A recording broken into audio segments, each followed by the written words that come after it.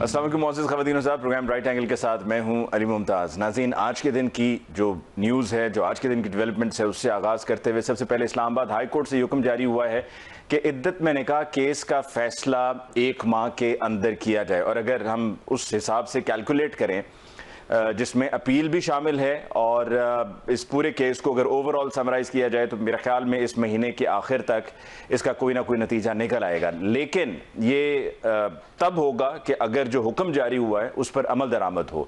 मैं ये बात इस वजह से भी कह रहा हूँ क्योंकि इस्लामाबाद हाई कोर्ट की तरफ से रिसेंटली जो अहकाम जारी होते रहे हैं उन पर उस तरीके से अमल दरामद नहीं होता रहा है, बीच में रुकावटें खड़ी की जाती रही हैं। और ना सिर्फ इस्लामाबाद हाई कोर्ट बल्कि दूसरी तरफ हमने देखा है कि लाहौर हाई कोर्ट में भी सूरत हाल कुछ मिलती जुलती है। एक जज साहब जिनका ताल्लुक सरगोदा से है, ATC ताल्लुक उनका सरगोदा से नहीं है लेकिन काम वो सरगोदा में कर रहे हैं बतौर ATC जज, उनकी अदालती कार्रवाई को रोका गया, अदालत का मुहासरा किया गया और फिर उसके बाद जज साहब की तरफ से ख़त लिखा गया to chief justice Lahore high court और उसमें तफसील बताई गई कि किस तरीके से उनको डराया धमकाया जाता रहा है।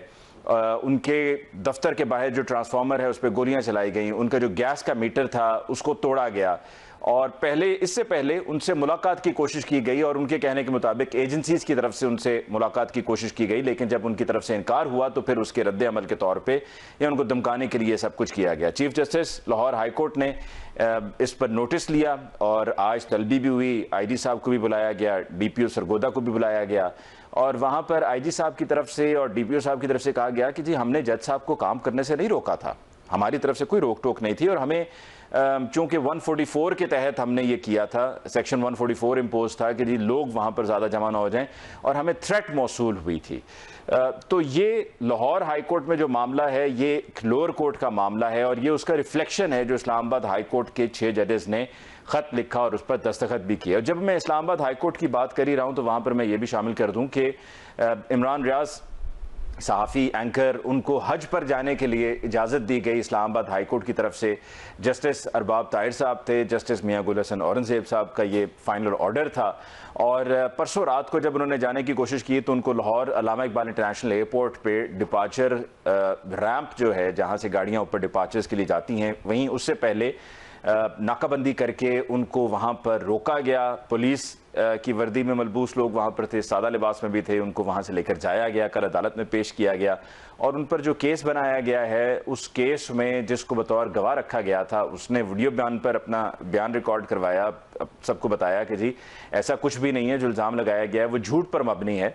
और फिर पता ये चला कि जी उनको भी उठा लिया गया है, वो भी गायब हैं, जिनकी बाजियाबी के लिए आज लाहौर हाई कोर्ट में वकील अजहर सदीक साहब की तरफ से पिटिशन भी दायर की गई है। आज के प्रोग्राम में जब इसी हवाले से बात करेंगे कि जब ये सब कुछ चल रहा है तो फिर आगे जाकर क्या होगा। बजट तो पेश हो गया, बजट के पेश होने से पहले पीपल्स पार्टी कहती थी कि जी हम तो इस सेशन में नहीं जाएंगे बजट इजलास में, लेकिन फिर वो चले भी गए और यही हमने परसों के प्रोग्राम में भी कहा था कि किसी ना किसी के कहने पे आपने चले तो जाना ही है, तो क्या फ़ायदा इस एतराज़ का या इस एहतजाज का। बात करेंगे जी मौजूद मेहमानों के साथ, लेकिन एक लेते हैं मुख्तसर वक्फा, मुलाकात होगी वक्फे के बाद। वेलकम बैक आफ्टर ब्रेक जी। आज के प्रोग्राम में बाकायदा डिस्कशन का आगाज़ करते हैं। मैं ज्वाइन किया सीनियर सहाफ़ी तजज़ियाकार सलमान आबिद साहब ने। सलमान साहब का बहुत बहुत शुक्रिया कि आपने ज्वाइन किया। हमें ज्वाइन किया सीनियर सहाफ़ी तजज़ियाकार मुबशर बुखारी साहब ने। बुखारी साहब आपकी बहुत बहुत शुक्रिया फिर ज्वाइनिंग इस शो टुनाइट। और हमें ज्वाइन किया है इसार राना साहब ने, हमारे सीनियर सहाफ़ी तजज़ियाकार हैं। मैं कहने लगा था हमारे हर दिल अजीज़ इसार राना साहब, लेकिन फिर मैंने चूँकि बुखारी साहब के लिए और सलमान आबिद साहब के लिए नहीं कहा था तो फिर मैंने कहा ये ज़रा मुनासिब नहीं होगा, तो लिहाजा मैंने फिर उसको हज़फ कर लिया। तो हर दिल अजीज चलें आप ये कह देते हैं, मैं आपसे एक और बात कह देता हूँ कि मैं आपसे पहला सवाल फ़ौरन पूछ लेता हूँ इससे पहले कि आप मज़ीद जमाइयाँ लें, क्योंकि मेरी ओपनिंग पर ये मुझे लगता है शदीद बोर हुए हैं और इतने बोर हुए हैं कि जब मैं वापस आया हूँ वक्फे के बाद तो मैंने उनकी तरफ मुझे पता चल रहा था फ्रॉम नेकेड आई कि सलमान साहब जो है ना वो थकावट के शिकार हैं और साथ में बोर भी हो रहे हैं जमाइयाँ लेना। सलमान साहब आपसे पहला सवाल, और ये कोई करोड़ों का सवाल नहीं है, बस एक वो ये ना समझेगा कि आप किसी गेम शो में जहां पर आपसे करोड़ों का सवाल पूछा जा रहा है और आपके नाम में कोई करोड़ मिल भी जाना है। क्या लग रहा है आपको कि अब क्या होगा? हम मतलब चाह रहे हैं रूल ऑफ लॉ हो, हम चाह रहे हैं कि आइन और कानून की बालादस्ती हो, हम जमहूरियत के नारे लगाते हैं, लेकिन जब हम ज़मीनी हक़ाइक़ को देखते हैं तो वहाँ पर हमें जमहूरियत नज़र ही नहीं आती है। जिसका जोश चाह रहा है वो किया जा रहा है। देखिए अली मुमताज़ साहब, बात यह है हुकूमत, इस्टेब्लिशमेंट और जुडिशरी इनके दरमियान जो लड़ाई इस वक्त चल रही है वो सबको नज़र आ रही है। कोई अगर नहीं समझना चाहता तो ना समझे, कोई नहीं देखना चाहता तो ना देखे, कोई नई बात करना चाहता तो ना करे, लेकिन ये रिटर्न ऑन द वॉल है कि हमें इस वक्त लड़ाई नज़र आ रही है। जजेस के अंदर भी तकसीम है, जुडिशरी के अंदर हमें तकसीम नज़र आती है, इस्टेब्लिशमेंट के अंदर नज़र आती है, हुकूमत के अंदर नज़र आती है। जब प्राइम मिनिस्टर खुद कह रहे हैं कि जो मौजूदा जजेस हैं वो एक पार्टी के जजेस हैं और एक लीडर की ज़मानत को इंश्योर करने के लिए सर जोड़ के बैठे रहते हैं, इससे ज़्यादा क्या इल्ज़ाम हो सकता है। फिर उसके बाद जो 6 जजेस ने ख़त लिखा इस्लामाबाद हाई कोर्ट के, अभी तक उसके ऊपर कोई बड़ी कार्रवाई नहीं हो सकी, प्रोसीडिंग ही चल रही है। फिर उसके बाद अतर मिन्नुल्लाह ने गुफ्तगू की तो उनके खिलाफ एक पूरी प्रोपेगेंडा कैंपेन चलाई गई। बाबर सत्तार साहब ने बात की तो उनके खिलाफ पूरी एक प्रोपेगेंडा कैंपेन चलाई गई। फिर अभी आपने इंसदाद दहशतगर्दी के अदालत के जज की बात की है, यानी फिर इस्लामाबाद लाहौर हाई कोर्ट के आज जो उन्होंने 10 समातें जो हैं 10 जो दरखास्तें थी वो मुस्तरद कर दी हैं, सिर्फ इस बुनियाद के ऊपर कि जी आखिर में आके आप कह देते हैं जी हमें जज पे इत्मीनान नहीं है तो आप ज़रा ये इसको पोस्टपोन कर दें या इसको कोई किसी और जज की तरफ मुंतकिल कर दें।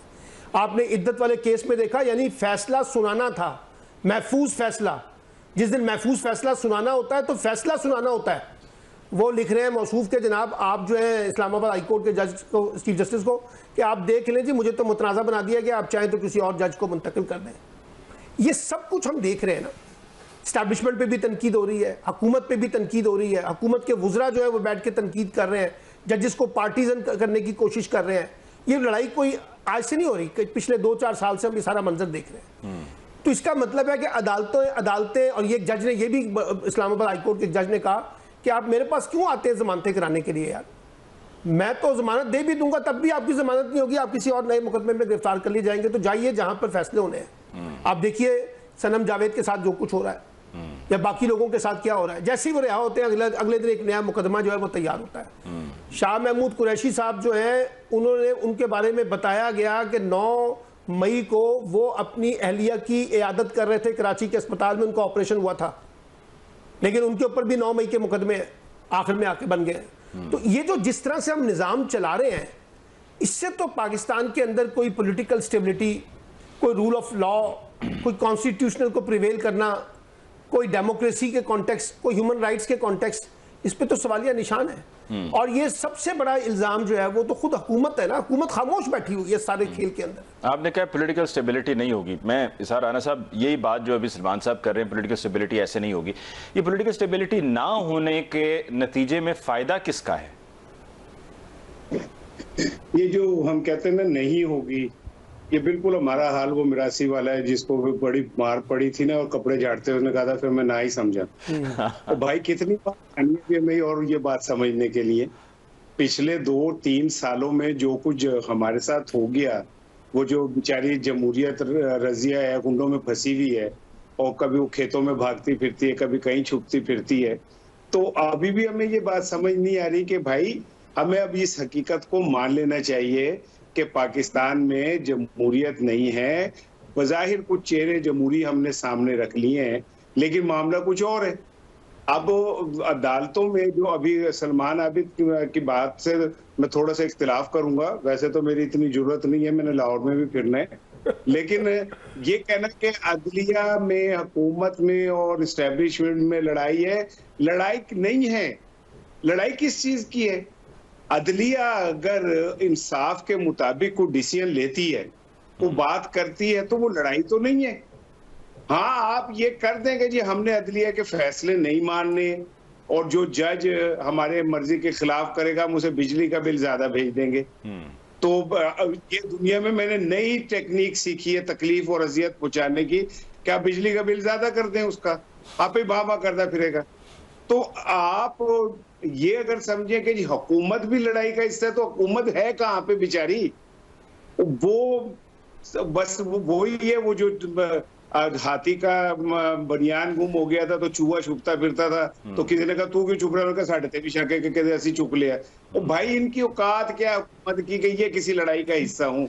नहीं, लड़ाई कहीं हुकूमत अगर इसका हिस्सा नहीं है तो आप ये बता रहे हैं हमें, जो कि पहले भी खैर बहुत से लोगों को तो मालूम होगा, लेकिन आपके जुबानी सुनकर हमें अच्छा लगेगा कि ये पंजाब पुलिस और दीगर और इस तरह से सूबों में पुलिस अगर कहीं पर कोई FIR वगैरह दर्ज करती है, जिस तरह भी आलिया हमजा सनम जावेद की बात हो रही थी कि नई से नई FIR में नामजद कर दिया जाता है, वो साथ में मचलके लगाकर, तो क्या ये हुकूमत नहीं करवा रही है? क्योंकि पुलिस तो हुकूमत के ताबे है ना यार। फिर तुम्हें चेयरमैन पीसीबी और साथ क्या नाम है वजीर दाखिला क्यों नहीं बना देते भाई? अगर आप कोई सर्विस देते हैं, खिदमत करते हैं, तो उसका फिर आपको बदला भी मिलता है। हाँ। आप सरफराज मुफ्ती बन जाते हैं, आप प्रोफेसर जनाब डॉक्टर अनवारुल हक काकड़ बन जाते हैं, आप फैसल वाउडा बन जाते हैं, तो आपको नहीं समझ आ रही कि ये पाकिस्तान की तारीख में पहली दफा एक सेनेटर आजाद मुंतखब हुआ जिसे तमाम सियासी जमातों ने वोट दिया, और उसे गुस्सा इस बात का कि अदालतों ने उसे प्रॉक्सी कहा, और वो कोई उससे ये नहीं पूछ रहा कि तुम्हारी ऐसी क्या खिदमात थी जो पीपल्स पार्टी, नून लीग सब ने तुम्हें वोट देके सेनेटर बना दिया।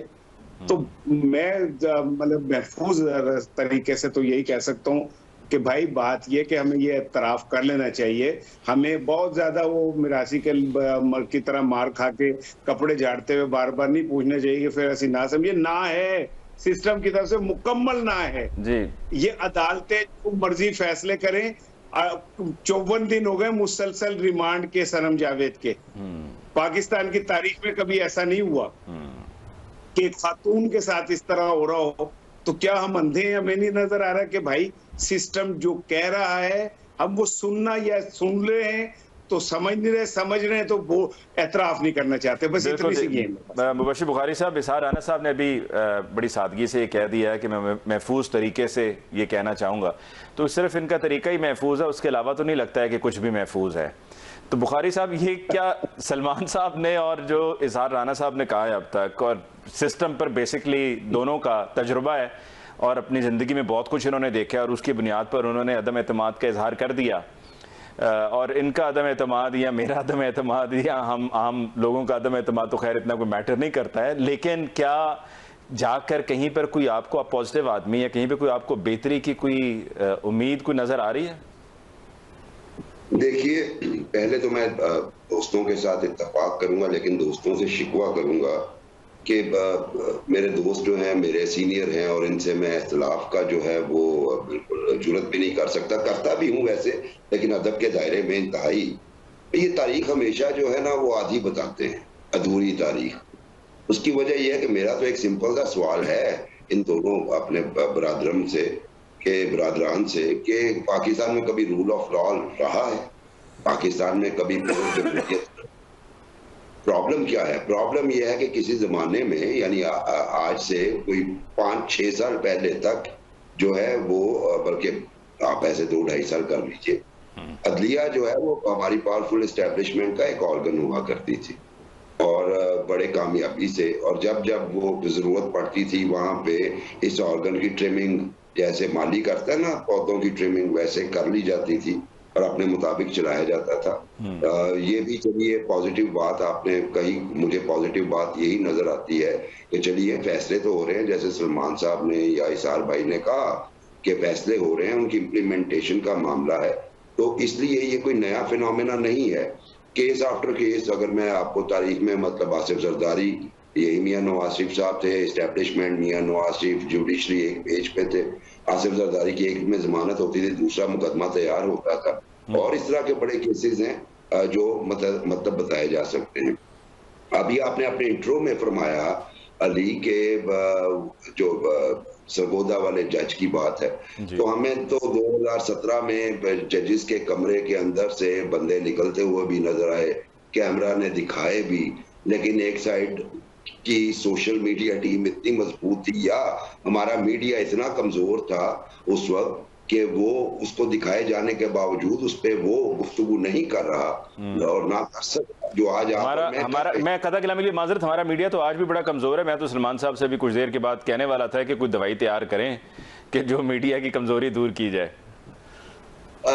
जी, ये जोफ जो है ये इसको दूर होना चाहिए, लेकिन अली पॉजिटिविटी ये है कि मैं इसार भाई, सलमान, आबिद और आप मिलकर बात कर रहे हैं ना जी, यही बहुत है कि इस कश्मकश में सर तो बचा, वो और बात भूख तक आई। तो मामला ऐसे ही हैं कि अब जो है आगे पॉजिटिविटी की आपने बात की, उसमें पॉजिटिव यही है कि जिस तरह गुफ्तगू हो रही है इसी तरह गुफ्तगू होती रहे। हमारा काम है कि हम कोई अगर समझते हैं किसी चीज को कि ये मामला गलत तरफ जा रहे हैं उसको पॉइंट आउट कर सकते हैं ताकि पॉलिसी मेकर्स उस पर गौर करें। लेकिन अनफॉर्चुनेट ये है कि यहाँ पे विजडम की बात नहीं सुनी जाती।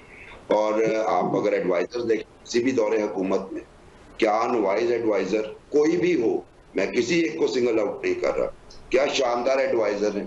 उसके बाद जिस तरीके से आप ये देखिए, आपने अभी बात की थी सेनेटर्स की, कितनी मजबूर होगी हुकूमत कि पंजाब पुलिस की वही टीम है जो निगरान दौर में थी। क्या वजह है इसकी? क्यों नहीं? हालांकि मुझे पता है और इसार भाई को भी पता है और सलमान साहब को भी पता होगा और आपको भी पता होगा अली कि हमारी चीफ मिनिस्टर जो हैं वो इस टीम को नहीं रखना चाह रही थी, लेकिन बामरे मजबूरी उन्हें रखा जाना पड़ रहा है। तो क्या वजह है? तो बात सिंपल सी है कि यरगमाली हैं और ये अपनी जरूरतों के यरगमाली हैं। आपने बात की, मैं अहमद फरहाद शाह के केस की बात, एक क्लासिक केस है।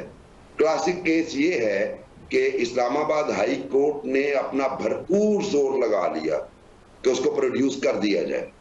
उन तमाम तर इकदामात के बावजूद वो इस्लामाबाद हाई कोर्ट में नहीं लाए जा सके।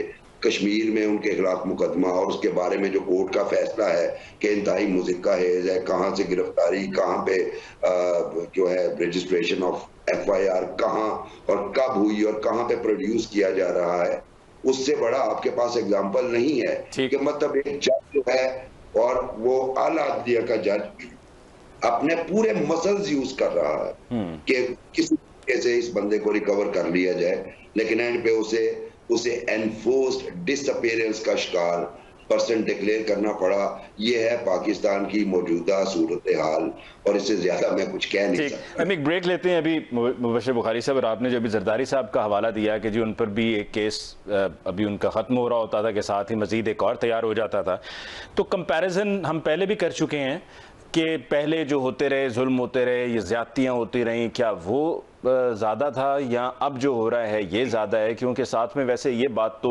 दुरुस्त फरमाई मुबश्शिर बुखारी साहब ने कि 2017 में भी जो कुछ हो रहा था उस वक्त सोशल मीडिया तो पहले भी इतना नहीं था, नून लीग का अभी भी इतना नहीं है स्ट्रॉन्ग, इतना तगड़ा नहीं है। शायद यही वजह है कि वो फायरवॉल भी लेकर आ रहे हैं, क्योंकि और कोई तोड़ मिला नहीं तो उन्होंने कहा जी फायरवॉल ले आओ, अपनी जेब से कौन सा कोई 1 रुपया भी लगना है, सरकार का ही लगना है। और टीवी भी तब कैसा था अब कैसा था, तो इस पर ज़रा कंपेरिजन करते हैं एक वक्फे के बाद। Welcome back. After break discussion को आगे बढ़ाते हुए सलमान साहब, क्या अब हम अगर कंपैरिजन्स करें तो तब जो जरदारी साहब के साथ हो रहा था या 2017 में जो नवाज शरीफ फैमिली के साथ हो रहा था और जो अब हो रहा है, क्या ये बात ठीक है कि उस वक्त चूंकि सोशल मीडिया पहले भी PTI का तगड़ा था, अब भी था, टीवी भी उस वक्त कंट्रोल्ड ही था, तो इसलिए वो बात इतनी हुई नहीं। अब ज़रा चूंकि सोशल मीडिया पे PTI के खिलाफ चीज़ें हो रही हैं और सोशल मीडिया उनका एक्टिव है तो चीज़ें सामने आ रही हैं। देखिए, किसी भी दौर में कोई भी गैर कानूनी, गैर इंसानी, गैर सियासी और गैर जमहूरी इक़दाम होगा वो गलत है और किसी के ख़िलाफ़ भी होगा। माजी में आपको याद है 80 की दहाई में पीपल्स पार्टी को बहुत निशाना बनाया गया और पीपल्स पार्टी वालों को भी बड़ी सख्तियाँ झेलनी पड़ी। फिर नवाज शरीफ साहब की पार्टी पे भी कुछ वक्त बुरा आया, फिर PTI के ऊपर भी एक वक्त हम देख रहे हैं। लेकिन एक ज़रा ठंडे मिजाज से सोचिए ज़रा कि पाकिस्तान की तारीख में कब किसी हाई कोर्ट के जजेस ने 6 जजेस ने ख़त लिखा हो? मुझे वाक़या तो बताइए ना ज़रा। ये जो अभी एसआर राना साहब ने बताया है कि खातून जो है कितने अरसे से मुसलसल रिमांड के अंदर है, ज़रा नाम तो बताइए किसी का, ज़रा बताइए ज़रा किस किस के घरों के अंदर जो कुछ हो रहा है। मैं तो एक कहानी यहाँ पे बयान करूँगा तो लोग रोना शुरू कर देंगे।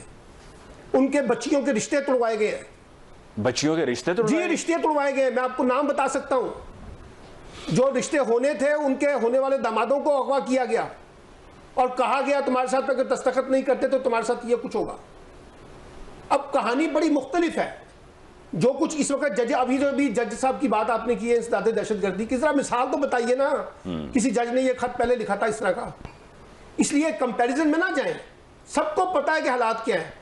2018 के इंतखाबात मुतनाज़ा थे, मान लेते हैं। 1970 से लेकर 2018 तक के इंतखाबात मुतनाज़ा थे, मान लिया।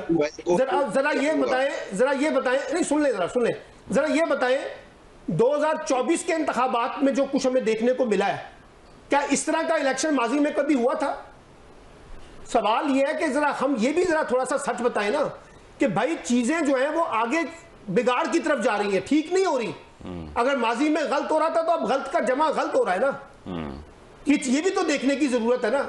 एक साल से लोग मुकदमों में हैं, अभी तक उनके चलान नहीं काटे गए सर। तो कम से कम जनरल ज़ियाउल हक या जनरल परवेज मुशर्रफ का दौर तो नहीं है ना सर। बात ये है ना कि जनरलों ने जिस वक्त वो उसमें आपको बताया कि पीपल्स पार्टी अताब में थी, बात ये नहीं है। बात ये है कि हम ये बताएं कि जिस तरीके से रियासती निज़ाम को चलाया जा रहा है, हुकूमती निज़ाम को चलाया जा रहा है, अदालती निज़ाम को चलाया जा रहा है, क्या इससे पाकिस्तान की कोई खिदमत हो रही है? क्या हम अपनी नेक नामी में इजाफा कर रहे हैं इसके साथ?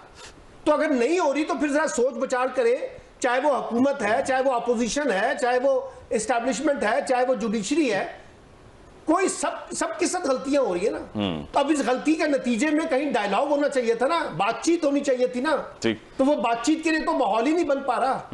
बातचीत करने के लिए एक बंदा कहता है बातचीत करनी है, दूसरा कहता नहीं बिल्कुल बातचीत नहीं होगी। एक कहता है जी सियासतदानों से बात नहीं होगी, एक कहता है जी एस्टैब्लिशमेंट से बात होगी। तो कहने का मतलब यह है कि इस बिगाड़ से निकलने का कोई रास्ता है, या हम ब्लेम गेम में जाएंगे कि जी क्योंकि माजी में भी होता रहा है तो अब फिर हो गया तो उससे क्या फर्क अच्छा, माजी में भी यही शिद्दत थी जी, हमें नजर नहीं आ रही थी, अब भी वही शिद्दत है जी, पहले नजर नहीं आ रही थी अब भी नजर आ रही है। यानी इस बहस में ना पड़े। बहस ये होनी चाहिए कि पाकिस्तान के अंदर ह्यूमन राइट्स की वायलेशन, कॉन्स्टिट्यूशनल वायलेशन, अनडेमोक्रेटिक जो चीजें हो रही हैं ये बढ़ रही हैं, कम नहीं हो रही। ठीक, मुबश्शिर साहब आपकी तरफ आने से पहले आई नो कि आप रिस्पॉन्ड करना चाह रहे थे टू व्हाट सलमान साहब वाज सेइंग, लेकिन इसार राना साहब की बात शामिल कर लूं, फिर उसके बाद आपकी राय भी शामिल कर लेंगे, क्योंकि मुझे लगता है कि दोनों की इकट्ठी राय का जवाब आपके पास मौजूद होगा, और अगर अभी आप दे देंगे और इसार साहब बाद में देंगे तो फिर वो बीच में दोबारा से उस तरफ आना पड़ेगा। इसार राना साहब, ये फायरवॉल जो आ रही है, आपने इसके लिए कोई महफूज तरीके से तैयारी की है?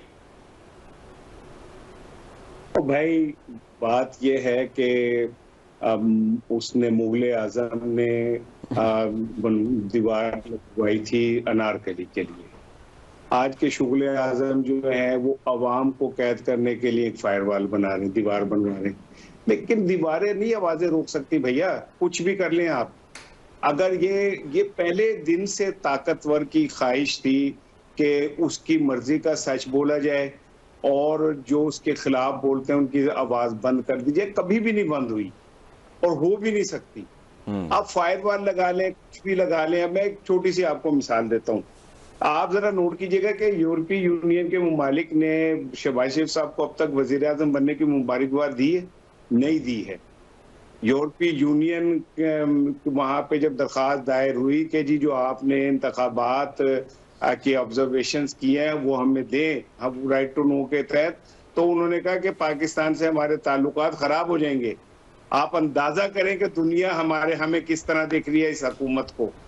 और वो जो बहुत पुराना लतीफा ना, सुना दीन मोहम्मद की हाल है, उन्होंने कहा तेरी माँ जी नहीं मर गई सी, उन्होंने कहा मैं तेरा हाल पूछा, उन्होंने कहा गले जो गल निकल आती। ये बड़े हमारे दोस्तों का आसान तरीका जी। 2018 में नहीं हुआ था ऐसे? 2018 में 200 मुकदमे बने थे, औरतें घरों से उठाई गई थी। 2018 के अंदर जजों ने कहा था कि हमारी जमानतों से बंदे बाहर नहीं आ सकते। 2018 के अंदर लोगों को इतनी बड़ी तादाद में उनके घरों पे छापे मारे। कोड़े तो नहीं पड़ रहे ना किसी को? हैं? एक नुकता ये भी है कि अब कोड़े तो नहीं पड़ रहे ना लोगों को? अभी किले में तो नहीं रखा जा रहा ना लोगों को। नहीं यार सुन लेना, मैंने तो 2018 की बात कर रहा हूँ। अब मुबशर बुखारी का जो है वो ठीक है, उसका अंदर का ज्याला हमेशा किलो के अंदर ही घूमता फिरता है। मैं 18 की बात कर रहा हूँ। मैं तो कह रहा हूँ कि 2018 में। और दूसरी बात ये, अब मैं तो मुबशर का वैसे भी एहतराम करता हूँ, सैयद बादशाह इनकी उंगलियां पकड़ के हमने पुलिस राट टपने, लेकिन ये इस दुनिया के अंदर तो जबान दी है तो हमें बात तो करनी पड़ेगी। मुझे ये बताएं कि आज जो लोग ये कह रहे हैं कि अदलिया इमरान खान की जमानत के लिए सर जोड़ के बैठी है, तो 50 रुपए का स्टाम्प के ऊपर नवाज शरीफ को किसने बाहर निकलवा के भेजा था? किसने कहा था कि अगर उसे कुछ हो गया तो कौन जिम्मेदार होगा? उन्होंने शेफ की खून निकल आया है, उनके प्लेटलेट्स गिर पड़े, प्लेटें बाजार में मिलनी बंद हो गई हैं। किसने ये सारा कुछ किया था? और दूसरी चीज एक मुझे एक बात बता दें क्या 2018 के अंदर भी इसी तरह एक जमात से उसका निशान छीना गया था, उसके लोगों को उठाया गया था, उसको इलेक्शन नहीं लड़ने दिया गया था, उसके पोलिंग एजेंट अगवा किए गए थे, उनके किसी बंदे को भी कैंप लगाने की इजाजत नहीं दी गई थी? क्या 2018 में भी ऐसे हुआ था? अब मुझे अपने दानिश पे बड़ा हैरानगी होती है कि वो एक जुर्म की तौजीह पेश करने के लिए एक माजी का जुर्म ले आते हैं जो बहुत कमजोर जुर्म है, बल्कि मैं समझता हूँ वो जुर्म नहीं था। क्या 2018 के अंदर औरतों को उनको जब हथकड़ियां लगा के पेश किया जाता था तो उनको घर ले जाया जाता था, प्रिजनर वैन में लेके उनके घर ले जाके बिठा के और उनके सामने उनके घरों के अंदर तोड़फोड़ कराई जाती थी और कहा जाता था देखो तुम्हारे घर में हम फिर तोड़फोड़ कर रहे हैं? क्या इस तरह हुआ था? क्या 2018 के अंदर एक 72 साल औरत कैंसर ज़दा को जेल में जब फिट्स पड़ते हैं तो वो वहां पे तड़पती रहती है और उसे कुछ नहीं मिलता? क्या 2018 में भी ऐसे हुआ था?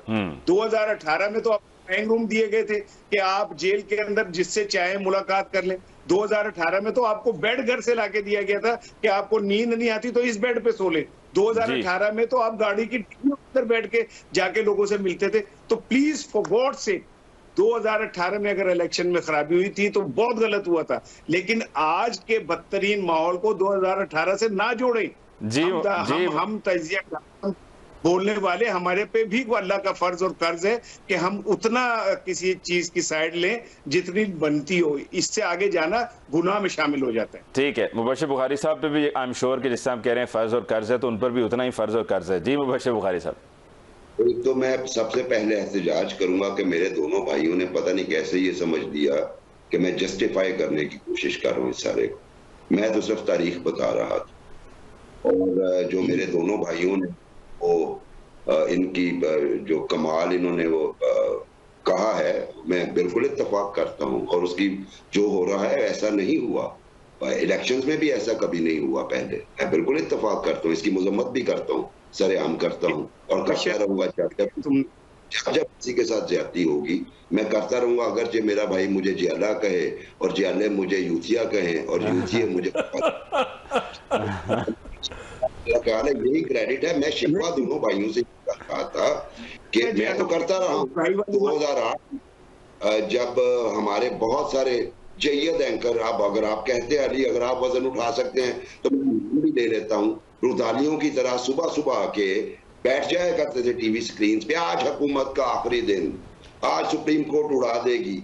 तो मतलब उस वक्त मेरे दोस्तों ने कोई प्रोटेस्ट ही नहीं किया और मैं बहुत सारे दोस्तों को जानता हूँ, मेरे भाई सलमान आबिद भी सुन रहे हैं। 2018 में सलमान आबिद साहब इन बातों को जस्टिफाई किया करते थे, मेरे साथ एक दो प्रोग्राम्स में भी थे, मुझे याद है। ठीक है, मैं आज भी कह रहा हूँ मैं मुजम्मत करता हूँ। तो बात मैं ये कर रहा था भाई, सिर्फ एक ये सबसे बड़ी, बिल्कुल ठीक है, मैंने जिंदगी में ऐसा इलेक्शन नहीं देखा। मतलब 32 साल मुझे हो गए प्रोफेशन में, उससे पहले एक्टिविज्म में, मैंने ऐसा इलेक्शन नहीं देखा, ऐसी वायलेशंस नहीं देखी और ये काबिल मुजम्मत हैं। अगर आपने, मेरा पॉइंट ये था कि अगर आपने पहली उस पर आवाज उठाई होती तो शायद आज हालात जो है बेहतर होते। हम लोग आला, मैं अपनी बात कर रहा हूँ, चलिए मीडिया, हम लोग आलाकार न बनते और ऐसे एजेंडास को प्रमोट ना करते तो शायद यहां तक नौबत ना आती। बदकिस्मती है कि हम खुद सबसे बड़े टूल हैं। सलमान आबिद साहब ने कहा हिस्ट्री की पहले कभी इस तरह हुआ, इससे बड़ा वाकया हुआ था सलमान साहब 6 जजेस के खतूत से बड़ा, और वो था शौकत अजीज सिद्दीकी की तकरीर, वो भी अनप्रेसिडेंटेड थी, वो भी तारीख का हिस्सा है। नहीं, लेकिन शौकत अजीज सिद्दीकी से अगर हम थोड़ा सा और फिर पीछे चले जाएं तो जो उस वक्त जजेस को हाउस अरेस्ट किया गया था, माजूल जजेस इफ्तिखार चौधरी, कह रहा हूँ ये पहला वाकया नहीं है, माजी में भी होते नहीं, लेकिन इसमें जिस तरीके से खुलकर एक ऐसे सिनेरियो में कि जब एक पार्टी की लीडरशिप को लेकर, उस पार्टी के वर्कर्स को लेकर फैसले अदालतों से होने हैं और अदालतों से रिलीफ मिलना है, तो वही अदालतें ये बता रही हैं कि हम फैसले क्यों नहीं कर पा रहे। अली जी, मैंने भी आपने यही शिकवा किया था कि जनाब मुझ पे प्रेशर इसलिए है कि मैं एक पार्टी को, मैं फिर मुझे ये ना समझा जाए मैं जस्टिफाई कर रहा हूं, लेकिन मैं वही कह रहा हूं कि जब आपकी जुडिशरी को कंट्रोल रहने की आदत पड़ जाएगी और उसमें फिर कुछ जजेस जब नहीं कंट्रोल होना चाहेंगे, ये सिनेरियो माजी में भी बनते रहे। ठीक जी, राणा साहब आप कुछ ऐड करना चाह रहे थे, फिर उसके बाद मैं ब्रेक लूंगा। कि देखें हम चारों सहाफ़ी हैं और अल्हम्दुलिल्लाह हम प्रोफेशनल सहाफ़ी हैं, तो पेशावर नहीं है, प्रोफेशनल हैं। क्या 2018 में सहाफ़ियों को अपनी बात कहने में इतनी ही मुश्किल पेश आती थी जितनी आज आ रही है? बस मेरे एक सवाल इतना सा है, क्या 2018 में भी सहाफ़ी इसी तरह उठाए जाते थे? भाई ये हालात इंटायरली चेंज है 2018 से। भाई मैं मुबशर मेरा छोटा भाई है, मुझे इसकी आवाज बहुत पसंद है, काश मेरा कोई बड़ा स्टूडियो होता, मैं इससे वॉइस ओवर करवाता अपने गीतों गजलों के। लेकिन बात यह है कि 2018 और इसको कंपेयर करना बनता ही नहीं है। ये एक इस वक्त हम इंसानी हकूक के बहुत सारे मामलात में उलझे हुए लोग हैं। 2018 में इस तरह के मामलात नहीं थे, लोग मुल्क छोड़ के नहीं भाग रहे थे, लोग नौजवान नस्ल मुल्क से मायूस होके पाकिस्तान नहीं छोड़ रही थी। आज पर यूथ जो है, अगर आज उसे जहन्नुम का वीजा मिले ना, वो वहां भाग जाएगी पाकिस्तान छोड़ के। तो तकलीफ की बात नहीं है। अच्छा, वैसे ये आपने यूथ की बात की है तो ये सवाल फिर मेरा सलमान साहब से भी पूछना बनता है कि अगर इनको मौका मिले तो ये कहाँ जाएंगे? वक्फे के बाद पूछेंगे जी। एक ब्रेक लेते हैं जी, हमारे साथ रहिए। वेलकम बैक आफ्टर ब्रेक जी। सलमान साहब, अभी वक्फे से पहले जो बातें हो रही थी ये सच्ची बातें हैं, तल्ख बातें हैं, लेकिन हो तो यही रहा है ना, मानना पड़ेगा। और लोग पाकिस्तान से बाहर भी इसी वजह से जाना चाह रहे हैं, यहाँ के हालात देखते हुए कि चलें हमने तो जो गुजारनी थी गुजार ली, हमारे जो बच्चे हैं उनको इस सब में से ना गुजरना पड़े। क्योंकि जो 76 साल में होता है वो हम कैसे ये मान लें कि जी आगे जाकर बेहतर होना शुरू हो जाएगा, क्योंकि बेहतर नहीं हो रहा, मजीद बिगाड़ का शिकार है। आपको भी मौका मिलेगा तो कहाँ जाना चाहेंगे आप? देखिए ना जी, बंदा तो हमेशा से बेहतरी की तलाश में होता है। ये जो पाकिस्तान में 70, 80, 90 और 2000 की दिहाई में लोग बाहर गए हैं, क्यों गए थे?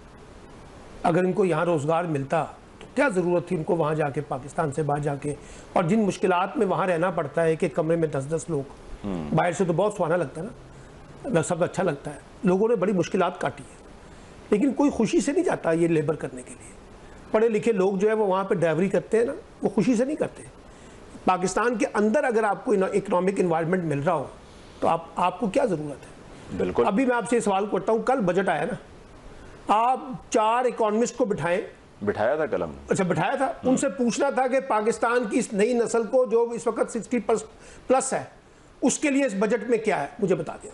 कुछ भी नहीं है। वो आईटी सेक्टर पे जो उन्होंने कहा है कि लैपटॉप बांटेंगे, फला दे देंगे, मोटर बाइक दे देंगे और फला। और भाई खुदा के बंदो, इंडस्ट्री के बगैर मुल्क तरक्की नहीं करते। लगाएं इंडस्ट्रियां, छोटी इंडस्ट्रियां लगाएं, बड़ी इंडस्ट्रियां लगाएं, मिडिल क्लास लगाएं इंडस्ट्रियां। कितनी इंडस्ट्री लगाने का बजट आया है? लोगों को आपने बेनजीर इनकम सपोर्ट प्रोग्राम पे कितने अरब है, तालीम और सेहत के ऊपर कितने अरब है, कितनी जॉब्स क्रिएट करनी है आपने, वो बता दे। आप तो कह रहे हैं कि लोगों को निकालें, प्राइवेटाइजेशन भी होगी, हर चीज होगी, लोगों को बेरोजगार करना है। और उसके बाद हम ये कहें कि जी पाकिस्तान का जनाब मुस्तकबिल बड़ा शानदार है, इसलिए कि पाकिस्तान इकोनॉमिकली ग्रो कर रहा है। ये जो MOU साइन होते हैं ना सर, मैं आपको बता सकता हूं 50-50, 100 के करीब MOU हमारे पास भी पड़े हुए हैं मुख्तलिफ इदारों के साथ। हमने भी अंडरस्टैंडिंग की हुई है कि हम मिलकर काम करेंगे। पैसे कहां से लाएं? चाइनीज ने आपको MOU करके भेज दिया। आप पहले कह रहे थे सऊदी अरब से पैसा आ रहा है, फिर कहा कतर से आ रहा है, फिर कहा कुवैत से आ रहा है, फिर कहा चाइना से आ रहा है, फिर कहा IMF से पैसा आएगा। IMF ने सख्त शराइत लगा दी। अब आप ये देखिए, एक तरफ सैलरी बढ़ाई है, बड़ी अच्छी बात है, दूसरी तरफ टैक्स बढ़ा दिया। यानी अजीब, देखिए बदमाशी कैसी है। यानी एक तरफ आपने अगर एक बंदे की तनख्वाह में 4-5 हज़ार इजाफा किया है तो वहां 3-4 हज़ार टैक्स लगा दिया। हाँ, दूसरा वो ये पेट्रोलियम लेवी। अच्छा, पेट्रोलियम को देखें जरा। यानी आप कह रहे हैं कि इस सिस्टम के अंदर रह के आप छोड़े गरीब आदमी को, यार आप छोड़े जो कमजोर तबकात हैं, जो पढ़ नहीं लिख सके, यार बड़े कमजोर हैं माशी तौर पे, अंडर द पॉवर्टी लाइन है। आप जरा ये हम जैसे लोग जो मिडिल क्लास लोग हैं, जरा इनके बारे में पूछें, इनकी कहानियां क्या है। जाएंगे कहां? सारी इन्होंने अपने बच्चों को बीकन हाउस स्कूल से, बड़े बड़े स्कूलों से उठा के छोटे स्कूलों में ले गए, गाड़ियां बंद कर दी हैं, मोटरसाइकिलों पे और मेट्रो पे और इस पे ऑरेंज पे सफर करना शुरू कर दिया है। आपने इस मिडिल क्लास के बारे में छोड़ा क्या है? जाएंगे कहां? तो फिर आप मुझे बताएं कि जब आपका पॉलिटिकल सिस्टम के अंदर जो कुछ हो रहा है, वो भी हम कहानियां 2 राउंड में कर चुके हैं। इकोनॉमिक सिस्टम के अंदर जो कुछ हो रहा है, डिस्पैरिटीज के जो मॉडल चल रहे हैं, एम्प्लॉयमेंट्स आप नहीं क्रिएट कर रहे हैं, इंडस्ट्री आपने नहीं लगानी है, और फिर हम ये कह रहे हैं कि जी पाकिस्तान के अंदर नौजवान जो है वो बहुत एग्रेसिव हो गए हैं, बहुत गुस्सा आ गया है, सोशल मीडिया पे बड़े वो कर रहे हैं। भाई पहले उनकी बुनियादी फंडामेंटल तो पूरा कर दो। तो इस्लामाबाद में बैनर्स लग गए थे जी, शैतानी मीडिया, सोशल मीडिया नहीं, शैतानी मीडिया कहते रहे। अब वो साहब के कहने से तो शैतानी मीडिया नहीं खत्म होने वाला, बल्कि दहशत, डिजिटल दहशतगर्दी। सर आपको याद है, मुबशर को भी याद है और इसार को भी याद है, पहली दफा लाउड स्पीकर आया था ना तो कहा गया था ये शैतानी है, कैमरा आया ना उसके साथ भी ये हुआ, ठीक है ना। फिर उसके बाद वीसीआर आया तो एक कैंपेन चली, वीसीआर को आग लगाओ। और भाई इस तरह से डिजिटल दुनिया का मुकाबला करना है तो आपको एक अल्टरनेट नैरेटिव बिल्ड करना पड़ेगा। आप बताएं ना, कितनी मर्तबा पूछूंगा, जहां का रहे हैं। और सर मुझे क्या, मैं तो कह रहा हूं मैंने तो अपना वक्त गुजार लिया है। अच्छा, अब ये नौजवानों का मसला है, मैंने अब जाके यहाँ पे 55 साल की उम्र में जाके कोई मजदूरी करनी है बाहर जाके, आपको बाकू भेज दें, जहां मर्जी भेज दें, यहाँ भी मजदूरी करूंगा वहां भी मजदूरी करूंगा, यहाँ कलम की मजदूरी है वहां भी कलम की मजदूरी कर लूंगा। सवाल ये नहीं है, सवाल ये है कि आप इस नई नस्ल को जो 15 से 25-30 साल की नौजवान नस्ल है, लड़के लड़कियों की, और जिनमें पढ़े लिखे भी हैं, जो ज्यादा पढ़ नहीं लिख सके, जिनको कुछ सलाहियतें भी हैं जिनकी नहीं है। मैं आपको एक और मिसाल बताता हूं, इस लाहौर शहर में ना आप बेशतर प्लाजे देखें जो बड़े बड़े कंस्ट्रक्शन बिल्डिंग हुई है, खाली पड़े हैं, प्लाजों में दुकानें नहीं बन रही। इतनी महंगी दुकानें कौन खरीदेगा, गाहक कहां से आएंगे, सबको क्रेडिट कार्ड के ऊपर इसे चलाना है आपने।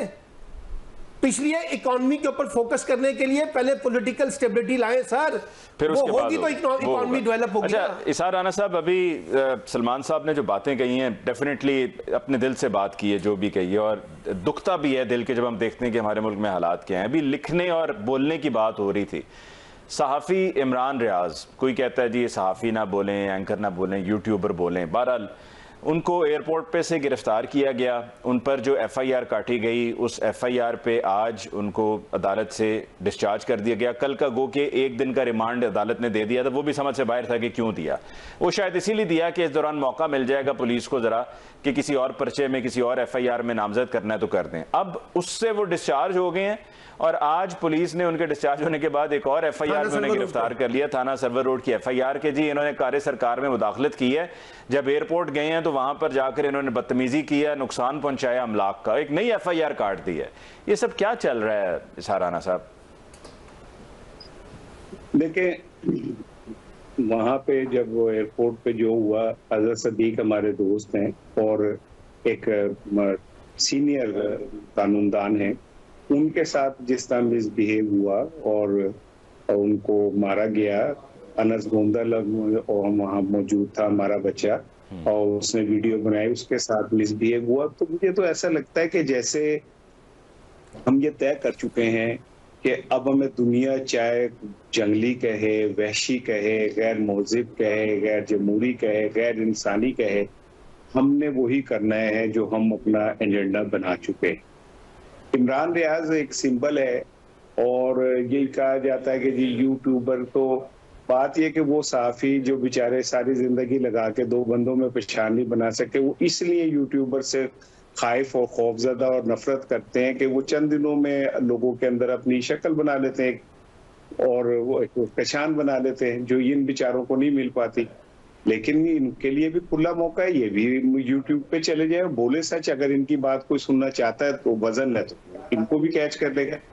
इमरान रियाज की जहां तक बात है तो मैं जाती तौर पे समझता हूँ कि उसको तो आप जितना कुचलते हैं वो उतना हीरो बन जाता है और बन रहा है। तो इस यूजलेस एक्सरसाइज का कोई फायदा नहीं है जो आप कर रहे होते हैं। और दूसरी बात यह कि मैं 35 साल तो मुझे प्रैक्टिकली जर्नलिज्म में हो गए, तो मैंने अपनी पूरी लाइफ में मैंने किसी हद तक ज़ियाउल हक का मार्शल भी देखा है, कुछ थोड़ा सा मुझे याहिया का मार्शल भी याद है, अब मुशर्रफ का मार्शल प्रैक्टिकली देखा है, नवाज शरीफ का सिविल मार्शल मैंने अमली तौर पे देखा है। लेकिन कहीं पे भी ठीक है, नवाज शरीफ साहब के दौर में जाती उम्र में साफियों को उल्टा लटका के मारा था और कई घंटे लटकाए रखा था, लेकिन इसके बावजूद इतना खौफ सहाफियों में नहीं था कि मेरे बच्चे मुझे ये कहें कि पापा जरा हाथ होला रखो, या मेरे इर्द गिर्द मेरे हमदर्द लोग मुझे कहें कि आप हाथ होला रखो। तो मुझे खुदा की कसम Ali Mumtaz, I am very serious, मुझे इतना दुख होता है, तकलीफ होती है कि यार क्या हम सच भी नहीं बोल सकते। इस्लाम का किला है पाकिस्तान और इसमें सच बोलने के ऊपर ताजीरें। ये कैसा इस्लाम का किला बनाया हमने यार, जिसमें सच बोलने वालों के साथ आप इस तरह करते हैं, उठा लिए जाएंगे, गायब हो जाएंगे, कहीं उनके साथ कुछ हो जाएगा, कहीं कुछ हो जाएगा। जो लोग थोड़ा सा ज्यादा बोल रहे होंगे, उनके गिर्द गिर्द जो उनके चाहने वाले हैं, उनके खौफ का शिकार रहेंगे कि इन्हें कुछ हो ना जाए। क्या मुआशरा बना रहे हैं हम? दुनिया जो है वो अब हम 2000 प्लस से आगे वाली जिंदगी में जा रही है। तो वो कौन सा 5G से आगे निकलने वाले हैं और हम यहाँ पे जी के अलावा सुनने को तैयार नहीं है यार। हमारे पास और कोई बात ही नहीं। मैं प्रोग्राम का टाइम जो है वो बड़ा कम रह गया। मुबश्शिर बुखारी साहब, closing comment from you sir. देखिए, मसला ये है कि मुझे तो सिर्फ हैरानगी होती है इन लोगों पे जो सारा रोकने की कोशिश करते हैं। मसला ये कि रियासत को क्या एक शख्स से खतरा है, क्या एक शख्स की आवाज से खतरा है? तो इस तरह की फोलीज, बिल्कुल वो उन्होंने सही कहा इसार भाई ने कि जितना दबाते हैं उतना उभरता है फिर, क्योंकि अब दौर है कि एक क्लिप जो है वो मिलियंस में पहुंच जाता है और यकीनन उससे पॉपुलैरिटी में इजाफा होता है। और आप हरकतें जरा मुबश्शिर बुखारी से मुख्तसरन ये बीच में एक चीज शामिल कर दूं, हरकतें देखें कि कल जब अदालत से इमरान रियाज खान को निकाला गया, एक दिन के रिमांड पे पुलिस लेके जा रही थी, बाकायदा बख्तबंद गाड़ी थी और वहां पर पुलिस एहलकार मौजूद थे और अपनी वो शील्ड्स आगे कर रहे थे जो एंटी राइट्स फोर्स की शील्ड्स होती हैं कि भाई वीडियो ना बने, तस्वीर ना आए। कोई कमाल हो गया, मतलब क्या हो गया? आपने रोक लिया, काफी नहीं है? मसला ये है कि इस वक्त जो है वो इमरान रियाज खान जो है उसके फॉलोइंग, फैन फॉलोइंग बहुत ज्यादा है, बहुत ज्यादा है।